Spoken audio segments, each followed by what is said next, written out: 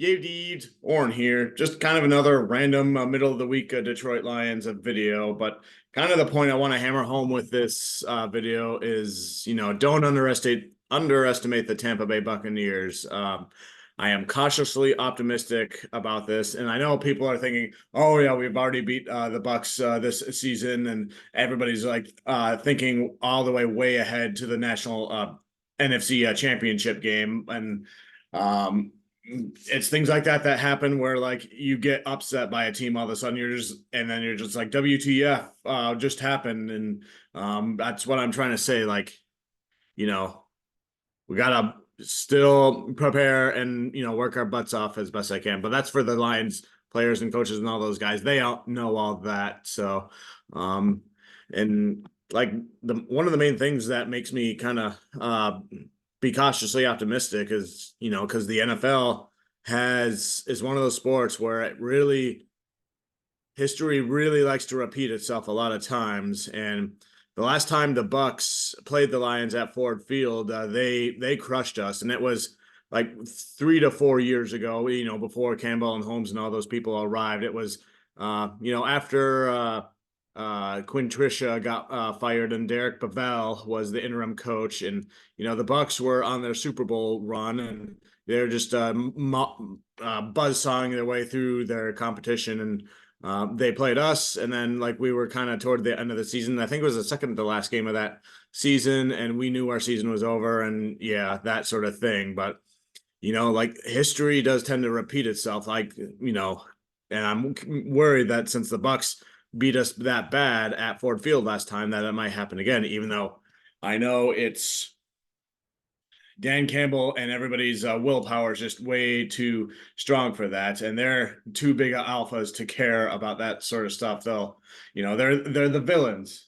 I should have been wearing my villain sweater for this video, but you get the point there. And the history repeating itself concept in the NFL is also why I believe um, San Francisco should be able to take care of business against the Green Bay Packers. And I know some Lions fans, they want the Packers to win because, the Lions would get home field advantage in the NFC Championship game if we do play the Green Bay Packers. And I don't mind playing the Green Bay Packers and beating them if we have to. However, one other thing to consider if the 49ers beat the Packers is that, and then the Lions win. If that happens, the Lions make it farther than the Packers in this postseason, then the Detroit Lions dominance over the NFC North will be complete because they won they crushed them in the first game, and then the Packers beat them on Thanksgiving, and then the Lions won the NFC North.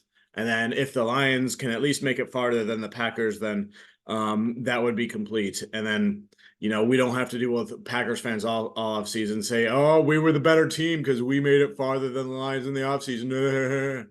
So that's my mindset with that anyway. But again, that's getting too far ahead of ourselves. So Baker Mayfield is a good quarterback, and I think he's proven that. Like, I kind of went back and looked at little things from the what was it, week 6 we played them, and even though Baker Mayfield didn't have good stats in that game or the last game we played them when he played for Cleveland, he still was a pretty tough quarterback. He did like a lot of the, he moved the ball quite a bit, and did all the things a good quarterback should. And that was a game where both punters from each team were on their A game because they were forced to have a lot of drives to move down the field, and that ate up a lot of time on the clock. And the Lions had a lot of injuries in that game. Both our star running back, big running backs, Montgomery and Gibbs, were out for most of that game, so we had to rely heavily on the pass game. And Jared Goff and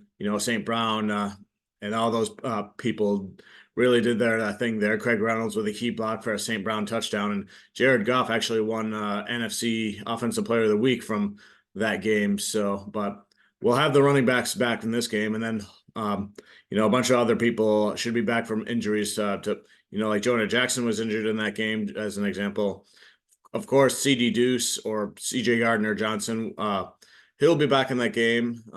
Last I checked, even James Houston should be good to go in that game, unless there's something else in the injury report to indicate otherwise. So, I am expecting the Lions to win this game, but they're gonna once again they're gonna have to fight to do it because Tampa Bay has a really, really good defense, and on offense they have good players like Evans, who I thought the Lions would acquire in an offseason trade before, and then White, who I think is the running back, that sort of thing. And then one of the key plays in that game early in the season was Isaiah Buggs getting his hands up and deflecting the pass, which resulted in an interception. But Buggs is no longer on our team anymore. So, but we have Elite McNeil and we have other players who are playing better now too. But the Bucks players are playing better now, as Dan Campbell recently said in their press conference. So, it should be another fun Ford Field home playoff game. It's on NBC again, so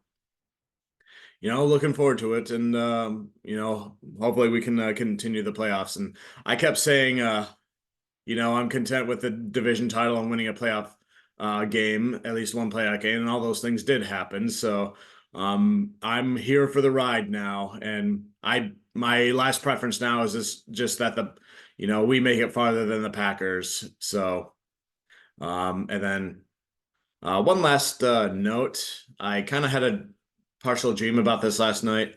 The credit scene for Avengers Endgame, where it's like they have every single person who appeared in the movie, but then the last six were like the original Avengers, and it was like the epic music and the autograph and showing their highlights and everything. I had a dream that there was something like that out there, like a video. Someone made a video like that with the Detroit Lions players, and I think it went something like uh oh man, what was it? Like Aiden Hutchinson and Amon-Ra St. Brown and Penei Sewell were like the first three that were featured on there, and I can't remember if that was the order or not. Maybe Alex Anzalone was in there as well, which would make sense because he's got that nickname Thor and that sort of thing.